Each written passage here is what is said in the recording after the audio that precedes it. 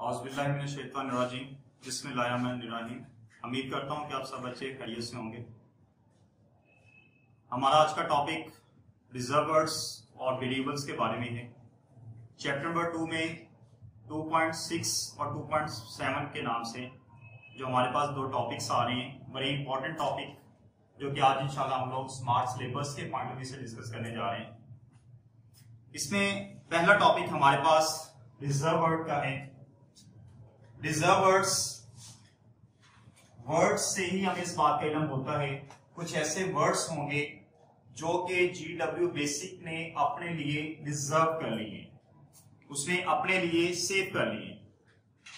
वो वर्ड्स, वो अल्फाजात जो कि GW बेसिक खुद से डिफाइन करेगा, आप लोगों के लिए वो एज अ प्री डिफाइंड के तौर पे इस्तेमाल किए जाएंगे।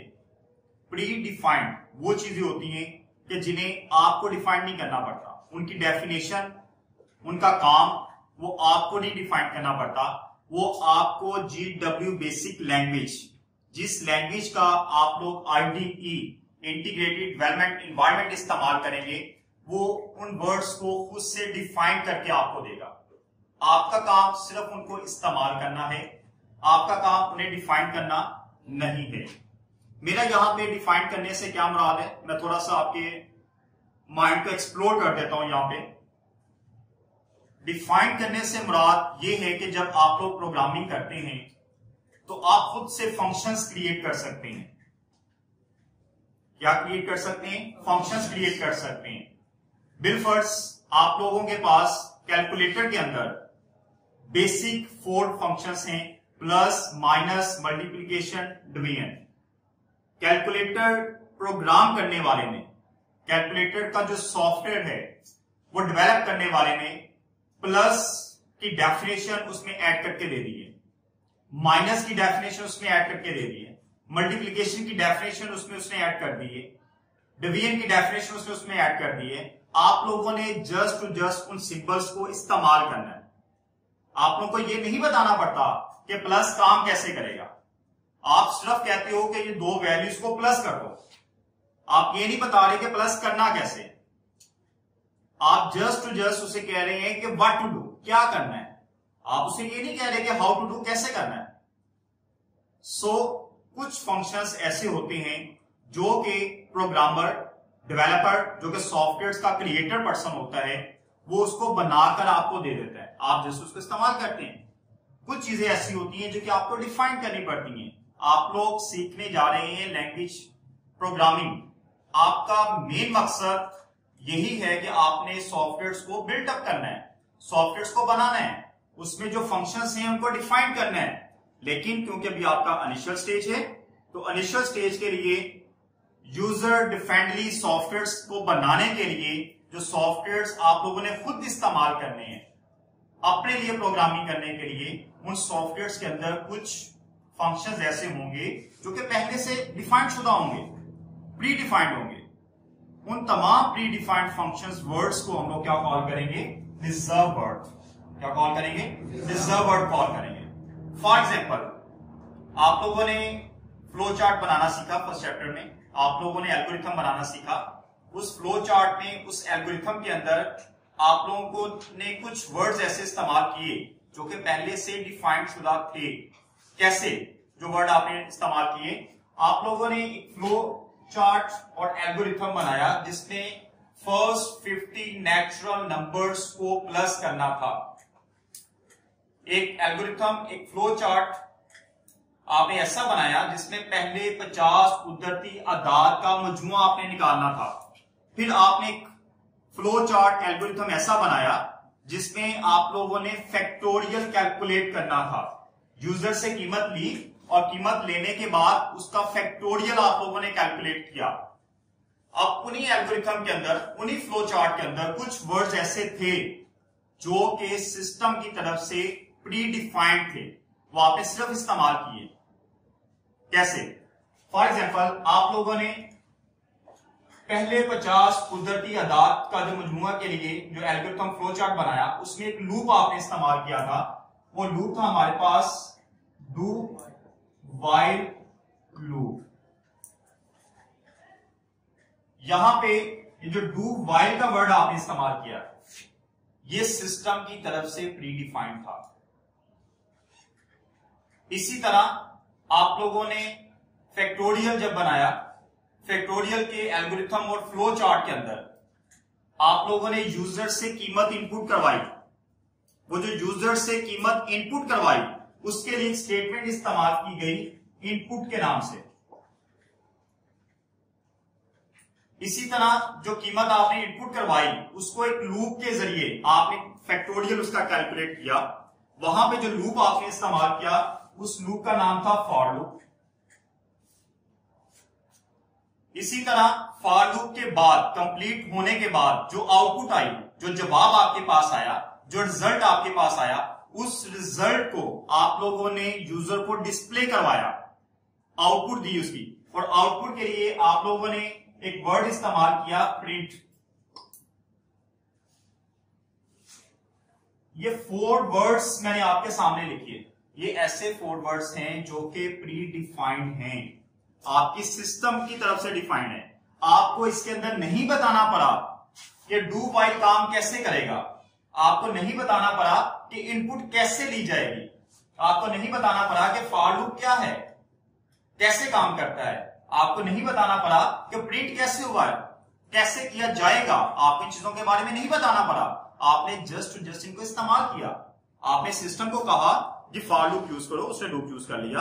आपने सिस्टम को कहा व्हाइल लूप यूज करो, उसने व्हाइल लूप यूज कर लिया।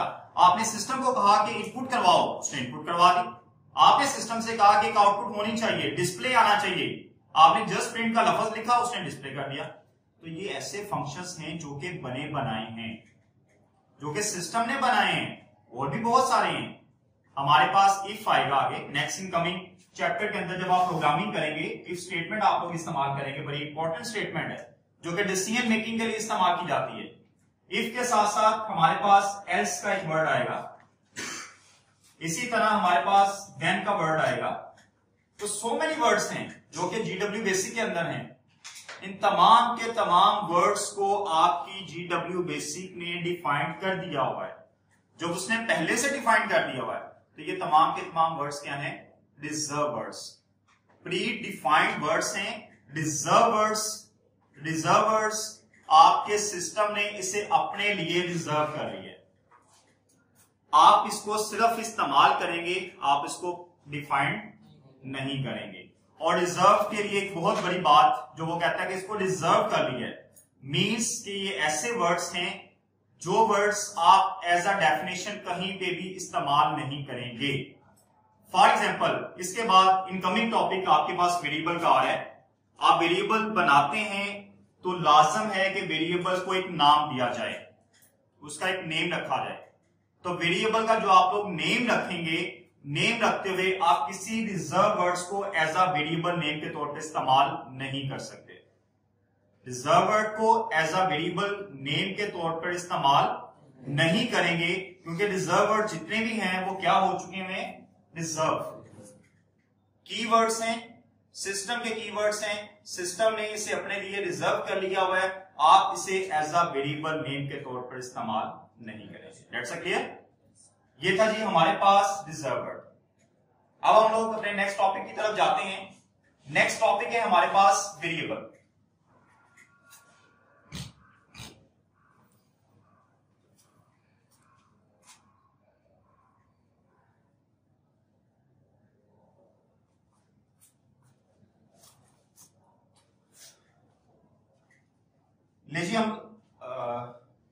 जी अब हम लोग इंशाल्लाह नेक्स्ट टॉपिक की तरफ मूव करते हैं। नेक्स्ट टॉपिक है हमारे पास variable. Variable actually memory location को कॉल किया जाता है। एक ऐसी मेमोरी लोकेशन जो कि आप लोग अपने सिस्टम की प्राइमरी मेमोरी से लेते हैं। मैंने वर्ड यहां पे यूज किया प्राइमरी मेमोरी। आपके सिस्टम के अंदर 9th क्लास के अंदर आप लोगों ने डिटेल में ये बातें की थी कि 2 कैटेगरी की मेमोरीज होती हैं, primary memory, secondary memory. Primary memory के अंदर हमारे पास रैम एंड रोम आता है, और सेकेंडरी मेमोरी के अंदर आपके पास हार्ड डिस्क है, फ्लॉपी डिस्क है, टेप ड्राइव है, आपके पास यूएसबी है, अदर कॉर्ड्स हैं, ईच एंड एवरीथिंग जो भी मेमोरी एज अ एक्सटर्नल के तौर पर आप लोग इस्तेमाल करते हैं, जिसमें परमानेंटली तौर पे आप लोग अपना डाटा स्टोर करते हैं, वो तमाम की तमाम मेमोरीज क्या कहलाती हैं? Secondary memory. वापस आ जाते हैं जी प्राइमरी मेमोरी के ऊपर। वेरिएबल एक ऐसी टेक्निक हमारे पास, हमारी लैंग्वेजेस हमें देती हैं कि हम लोग मेमोरी से एक स्पेस देते हैं, एक लोकेशन, मेमोरी लोकेशन एलोकेट की जाती है जो कि वेरिएबल को एलोकेट की जाए। अब मेमोरी लोकेशन वेरिएबल को एलोकेट करने की वजह, रीजन क्या है, क्यों मेमोरी से लोकेशन वेरिएबल को लेकर दी जाती है? हम लोग कंप्यूटर प्रोग्रामिंग के अंदर जो कोई भी काम करेंगे, जैसा भी काम करेंगे, किसी भी कैटेगरी का प्रोग्राम हम लोग बनाएंगे, उस प्रोग्राम के अंदर याद रखिएगा कि आपको इनपुट आउटपुट लाजमन करवानी पड़ती है। वैसे भी आप लोगों ने कंप्यूटर की पहली डेफिनेशन ही आपने यही पढ़ी थी कि computer is an electronic device which received information, process it and produce output result. Computer एक ऐसी इलेक्ट्रॉनिकल डिवाइस है जो कि डेटे को रिसीव करती है as a input, raw material की शेप में, उसको प्रोसेस करती है, उसको कैलकुलेट करती है, और कैलकुलेट करने के बाद जो आंसर आपके पास आता है, जो जवाब आपके पास आता है, वो आउटपुट कर देती है। तो तीन बेसिक स्टेप तो हुए उसके, इनपुट, प्रोसेस एंड आउटपुट। अब जो इनपुट है, इनपुट में मैंने बात की विच रिसीव्ड डाटा, जो कि डाटे को रिसीव करती है in the form of raw material, raw material की शक्ल में डाटे को रिसीव करती है। फॉर एग्जाम्पल, एक छोटी सी एग्जाम्पल ले लेते हैं। आप एक कैलकुलेटर इस्तेमाल करें, calculator is example of a computer, मतलब big example of the computer. आप कैलकुलेटर ले लेते हैं और कैलकुलेटर पे आप चाहते हैं कि आपने 2 + 2 करना है। अब कैलकुलेटर जब आपको 2 + 2 करके देगा तो सबसे पहले तो आप कैलकुलेटर को ऑन करेंगे, आप 2 का बटन प्रेस करेंगे, प्लस का बटन आप लोग प्रेस करेंगे, अगेन आप 2 का बटन प्रेस करेंगे। जब आप ये 3 बटन प्रेस करेंगे, 3 कीज आप लोग प्रेस करेंगे, तो ये तीनों के तीनों जो बटन्स हैं वो इनपुट के तौर पर आपके सिस्टम को इंस्ट्रक्ट करेंगे, इंस्ट्रक्शन देंगे कि बटन प्रेस हुए, और बटन प्रेस होने पे उस बटन के अगेंस्ट जो कीमत पड़ी होगी वो आपके सिस्टम के अंदर जाकर सेव हो जाएगी। सिस्टम में जो कोई भी मेमोरी होगी, करंट रनिंग मेमोरी के ऊपर जाके ये तीनों चीजें क्या होंगी? सेव हो जाएगी। अब करंट रनिंग मेमोरी के ऊपर जाके ये तीनों चीजें सेव होंगी। अगर तो हम लोग नॉर्मली बात कर रहे हैं, सिस्टम की बात कर रहे हैं, तो सिस्टम के अंदर ये तीनों चीजें जाके रैम के ऊपर जाके सेव हो जाएगी, रैंडम एक्सेस मेमोरी के ऊपर। अब तीनों चीजें अलग अलग है, सेम नहीं है, इकट्ठी नहीं है। दो अलग अपनी अहमियत रखता है, प्लस अलग से अहमियत रखता है, अगेन दो जो है वो अपनी अहमियत अलग से रखता है। तो सिस्टम क्या करेगा? इन तीनों को अलग अलग मेमोरी लोकेशन के ऊपर जाके सेव करेगा, क्योंकि तीनों की हैसियत क्या है? अलग अलग है। इस 2 के लिए अलग से एक मेमोरी लोकेशन होगी जिसमें जाके ये सेव होगा, इस प्लस के लिए अलग से मेमोरी लोकेशन होगी जिसमें जाके ये सेव होगा, इस 2 के लिए अलग से एक मेमोरी लोकेशन होगी जिसमें जाके ये सेव होगा। उसके बाद अगले स्टेप में प्रोसेस किया जाएगा, 2 को प्रोसेस किया जाएगा अगेन 2 के साथ, और ऑपरेटर कौन सा इस्तेमाल होगा? प्लस का ऑपरेटर। और देन इसको कैलकुलेट किया जाएगा। जब कैलकुलेट किया जाएगा तो जो आंसर आपके पास आएगा उस आंसर को अगेन किसी मेमोरी लोकेशन के ऊपर सेव किया जाएगा। आंसर जो कोई भी आ रहा है उसको अगेन एक मेमोरी लोकेशन के ऊपर सेव किया जा रहा है। सेव करने के बाद देन जाके आप लोग आउटपुट देंगे। और इसकी एग्जांपल सेम ऐसी एग्जांपल जैसे कि मैंने सिस्टम की आपको बताई, अगर मैं आपके अपने माइंड की बात करता हूं, क्योंकि जो कंप्यूटर सिस्टम बनाया गया वो भी तो इंसानों से इंस्पायर होकर बनाया गया है। जैसे हम लोग अपने माइंड से काम करवाते हैं, अपने दिमाग से काम ले रहे हैं, सेम लाइक कंप्यूटर सिस्टम से काम लिया जा रहा है।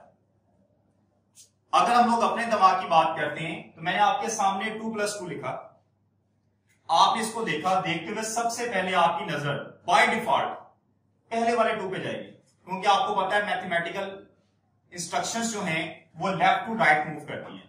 मैंने अगर कुछ उर्दू में लिखा होता तो आपने उधर से पढ़ना शुरू करना था, इंग्लिश में लिखा होता तो आप इधर से पढ़ना शुरू करते हैं, मैंने मैथ में लिखा तो आप इधर से पढ़ना शुरू करेंगे, लेफ्ट टू राइट। आपने सबसे पहले इसको पढ़ा। जब आपने इसको पढ़ा, पढ़ने के लिए आपको अपनी आंखों का इस्तेमाल करना पड़ा, आइस रिटिनास का इस्तेमाल करना पड़ा।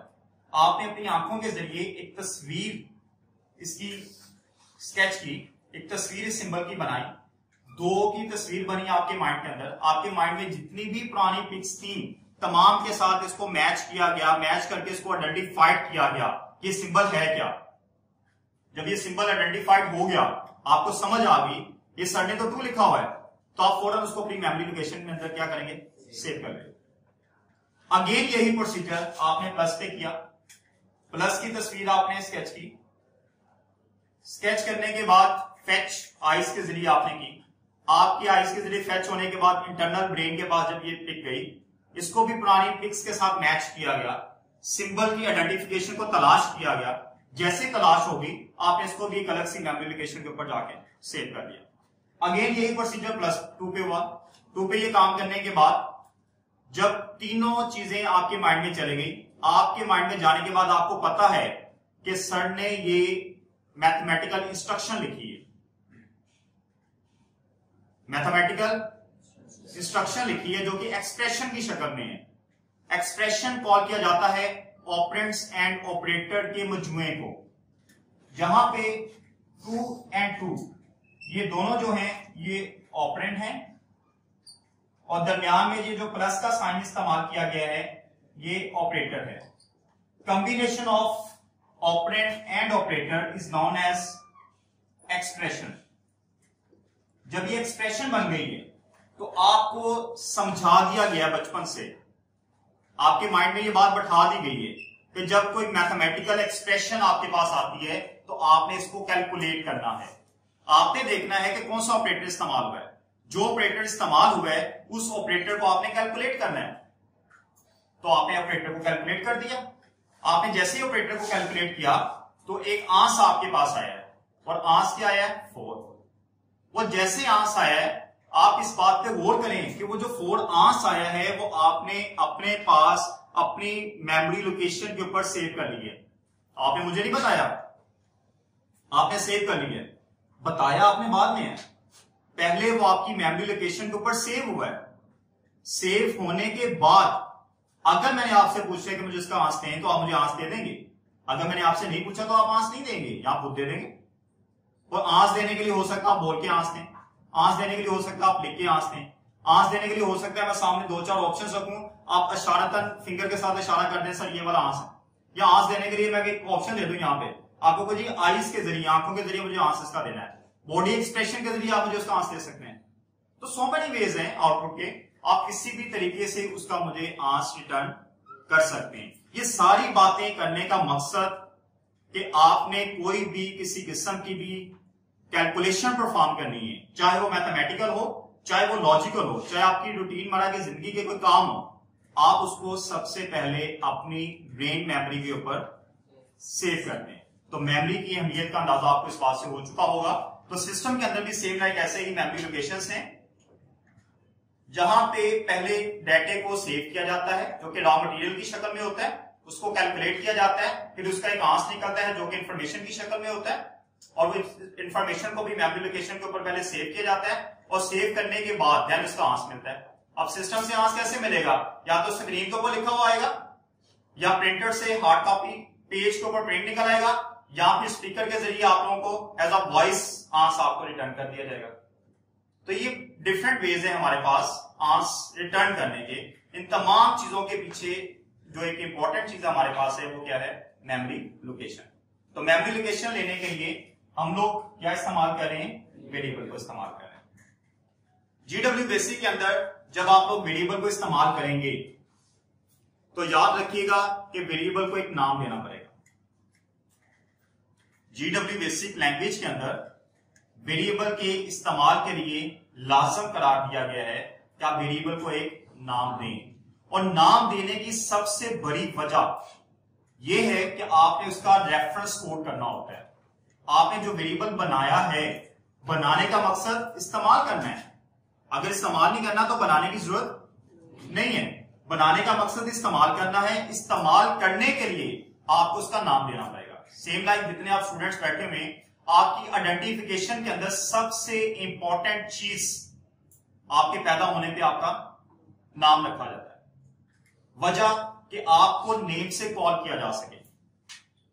आपसे जो कोई काम लेना है, अगर आप मल्टी पर्सन के दरमियान में बैठे हुए हैं, आपको आइडेंटिफाइड करना है, तो आपको आइडेंटिफाइड बाय योर नेम किया जाएगा, आपके नाम से आपको आइडेंटिफाइड किया जाएगा। मेमोरी लोकेशन के ऊपर मिलियन ट्रिलियंस में वेरिएबल्स हैं, वहां से एक वेरिएबल को उठा के उससे काम लेना है आपने, उसमें डाटा आपने स्टोर करना है या उससे डाटा आपने रिट्रीव करवाना है, हासिल करना है।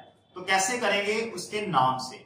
जब कभी भी आपको उसको कॉल करना पड़ेगा, आप उसको बाय नेम कॉल करेंगे, नाम से कॉल करेंगे। तो वेरिएबल बनाते वक्त बहुत बहुत इंपॉर्टेंट चीज हमारे पास ये आती है कि हम लोगों ने वेरिएबल को एक नेम देना होता है। वेरिएबल को नाम देने का कुछ रूल्स हैं, रूल्स एंड रेगुलेशंस हैं, जो कि नेक्स्ट इनकमिंग टॉपिक में हमारे पास आ रहा है, जो कि हम लोग रूल्स उसके बाकायदा तौर पे GW बेसिक जो हमें रूल्स बताता है, हम उन रूल्स को वन बाय वन डिस्कस करेंगे। और जब कभी भी वेरिएबल बनाएंगे, हम उन रूल्स को फॉलो करते हुए ही बनाएंगे। अगर आप रूल्स को फॉलो करके वेरिएबल नहीं बनाएंगे तो GW बेसिक आपको वेरिएबल नहीं बनाने देगा। वेरिएबल को बनाने का मकसद मैंने आपको बता दिया कि इसके अंदर आप लोगों को डाटा स्टोर करना होता है। GW बेसिक लैंग्वेज ऐसी लैंग्वेज है जिसमें वेरिएबल बनाते वक्त आपको वेरिएबल को डिक्लेयर नहीं करना पड़ता। मैंने लफ्ज इस्तेमाल किया है, डिक्लेयर नहीं करना पड़ता। डिक्लेयर नहीं करने से मुराद मेरी ये है कि आप लोगों को वेरिएबल की टाइप नहीं बताना पड़ती, वेरिएबल की डेफिनेशंस में नहीं जाना पड़ता कि वेरिएबल किस फैमिली से बिलोंग करता है। बहुत सारी लैंग्वेजेस हैं हमारे पास, like C language, first year second year में जाएंगे सी लैंग्वेज आप लोग करेंगे, GW बेसिक लैंग्वेज इस्तेमाल होती हैं। बहुत सारी मार्केट के अंदर लैंग्वेजेस हैं जिन लैंग्वेजेस के अंदर वेरिएबल को बनाते वक्त वेरिएबल को डिक्लेयर करना पड़ता है, यानी कि वेरिएबल की टाइप बतानी पड़ती है। वेरिएबल की टाइप से क्या मुराद है? दो मेजर टाइप्स हैं, आगे इनकमिंग टॉपिक में हमारे पास आ रहा है, मैं जस्ट अभी उसे टच कर रहा हूं आपको बताने के लिए, डिटेल में नहीं जा रहा। वो दो major types, numerical and string. Numerical type of data आप वेरिएबल के अंदर स्टोर कर सकते हो, स्ट्रिंग टाइप ऑफ डाटा आप वेरिएबल के अंदर स्टोर कर सकते हो। न्यूमेरिकल टाइप ऑफ डाटा से क्या मुराद है? डिजिट्स में डाटा, नंबर्स में डाटा आप स्टोर कर सकते हो, 1 2 3 4, वो चाहे इशारिये में हो चाहे इशारिये के बगैर। आप string type of data store कर सकते हो। स्ट्रिंग में क्या आता है? किसी बच्चे का नाम, जस्ट आप किसी बच्चे का नाम अहमद है तो अहमद AHMAD या ED जो भी वो स्पेल यूज करता है वो उसने लिखना है। तो लिखने के लिए क्योंकि 5 डिजिट्स 5 कैरेक्टर्स का एक स्पेल आ गया आपके पास, जो 5 कैरेक्टर्स का स्पेल होगा वो न्यूमेरिकल वेरिएबल के अंदर स्टोर नहीं होगा। उसके लिए जो आप वेरिएबल लेंगे उसे हम लोग कॉल करेंगे स्ट्रिंग। क्या कॉल करेंगे? स्ट्रिंग। आपका होम एड्रेस है, घर का एड्रेस आपका आ जाता है, आपके स्कूल का एड्रेस आ जाता है। और एड्रेस में मोस्टली आप लोगों ने देखा होगा कि कॉम्बिनेशन होता है कैरेक्टर्स का, डिजिट्स का, स्पेशल सिंबल्स का। फॉर एग्जाम्पल किसी बच्चे का घर का एड्रेस है हाउस नंबर 15, उसने हाउस लिखा है, हाउस के स्पेलिंग कंप्लीट लिखे या एच लिख दे, आगे नंबर NO लिखेगा या फिर नंबर साइन लिख देगा, आगे 15 डिजिट्स में आ गया। फिर कोमा भी कहीं पे इस्तेमाल होगा, फुल स्टॉप भी कहीं पे इस्तेमाल होगा। तो एड्रेस के अंदर अल्फाबेट भी हैं, न्यूमेरिक्स भी हैं, स्पेशल सिंबल्स भी हैं। इस कैटेगरी का जो हमारे पास डाटा होगा उसे हम लोग कॉल करेंगे स्ट्रिंग।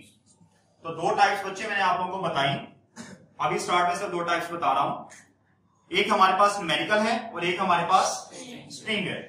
तो ये डिफरेंट टाइप्स का डाटा आप स्टोर करते वक्त, वेरिएबल को बनाते वक्त GW बेसिक के अंदर आपको डिक्लेयर नहीं करना पड़ेगा। आप जस्ट डायरेक्ट वेरिएबल का नाम लिखें और कीमत दर्ज करें। ऑटोमेटिकली तौर पर जिस टाइप की कीमत आप दर्ज करेंगे GW बेसिक जो है वो उसे ऑटोमेटिकली तौर पर उस टाइप से डिक्लेयर कर देगा। आप न्यूमेरिकल कीमत दर्ज करेंगे, variable as a numerical declare हो जाएगा। आप स्ट्रिंग दर्ज करेंगे, वेरिएबल एज अ स्ट्रिंग आपका डिक्लेयर हो जाएगा। तो जिस टाइप में, जिस कैटेगरी में आप कीमत दर्ज करेंगे उसी कैटेगरी में ऑटोमेटिकली तौर पर वेरिएबल आपका डिक्लेयर हो जाएगा। अब अगर आप लोग वेरिएबल लेते हैं, एक बड़ी इंपॉर्टेंट बात लास्ट में हमारे पास रह गई है, अगर आप वेरिएबल लेते हैं और वेरिएबल के अंदर कीमत दर्ज नहीं करते हैं, GW बेसिक के रूल्स के मुताबिक अगर आप वेरिएबल के अंदर कीमत दर्ज नहीं करते तो ऑटोमेटिकली तौर पर वो वेरिएबल की जो कीमत होगी, अगर तो न्यूमेरिकल वेरिएबल है तो उसकी कीमत वो 0 कंसीडर कर लेगा। मैंने ये बात आपसे कही कि अगर आपने वेरिएबल लिया, उसका नाम आपने लिख दिया है, लेकिन उसने कीमत दर्ज नहीं की, तो ऑटोमेटिकली तौर पर अगर तो न्यूमेरिकल वेरिएबल है तो उसकी कीमत 0 डिक्लेयर कर देगा। अगर वो एज अ स्ट्रिंग वेरिएबल है तो उसकी कीमत वो नल दर्ज कर देगा, खाली यानी एज अ स्ट्रिंग नल होगी और एज अ न्यूमेरिकल 0 आपके पास आ जाएगी। ठीक है जी बेटा, इंशाल्लाह हमारे पास नेक्स्ट इनकमिंग लेक्चर आ रहा है, उस लेक्चर के अंदर वेरिएबल नेमिंग रूल्स को बड़ी डिटेल के साथ इंशाल्लाह हम लोग डिस्कस करेंगे।